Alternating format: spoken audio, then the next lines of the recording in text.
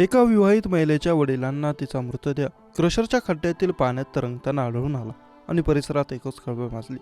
मध्य प्रदेशातील शिवपुरी जिल्ह्यातील पोरी पोलीस स्टेशन परिसरात परीच्या गावात ही भयंकर घटना घडली. या घटनेची माहिती मिळताच पोलिसांनी घटनास्थळी पोहोचून मृतदेह बाहेर काढला आणि पोस्टमॉर्टमसाठी पाठवला.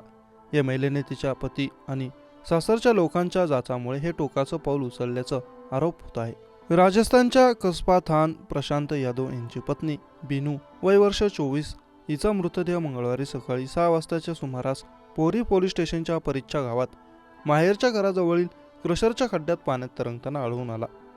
सोमवार सकाळपासून बिनू यादव कोणालाही न सांगता घरातून बाहेर कुठेतरी निघून गेली होती. दुपारी बिनूच्या इंस्टाग्रामवर कुटुंबाला काही व्हिडिओ आढळले ज्यामध्ये तिने जीव देत असल्याचं सांगितलं.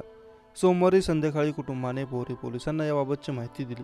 पोलीस मोबाईल लोकेशनच्या आधारे क्रशर खड्ड्यापर्यंत जिथे बिनूचा मोबाईल, सँडल आणि ओढणी सापडली.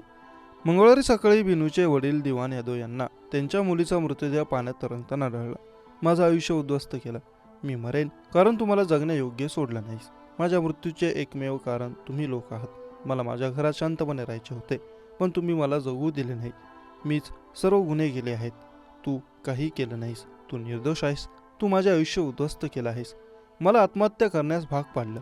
माझ्या मृत्यूला माझा नवरा, दीर सागर, ध्रुव, देवराज, विनोद आणि शिवनंदन, सासू, मोठी ननंद आणि सासरे जबाबदार आहेत असं बिनू व्हिडिओमध्ये म्हणाली.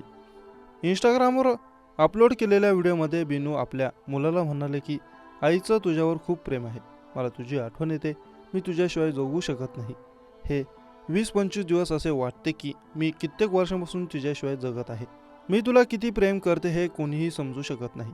तू तुझ्या आजी आजोबा आणि लहान मामासोबत राहावे. ते तुझी काळजी घेतील. बिनूचा भाऊ सत्यवीर सिंह यादव यांनी दिलेल्या माहितीनुसार त्याच्या बहिणीचे लग्न 5 वर्षांपूर्वी राजस्थानमधील कसबास्थान येथील प्रशांत यादवशी झाले होते. तिचे सासरचे लोक हुंड्यासाठी तिला दररोज मारहाण करायचे. 23 जुलै रोजी त्यांनी तिला अज्ञात ठिकाणी सोडले.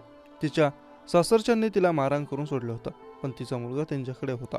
आम्ही खूप प्रयत्न केले पण त्यांनी आम्हाला मूल दिले नाही.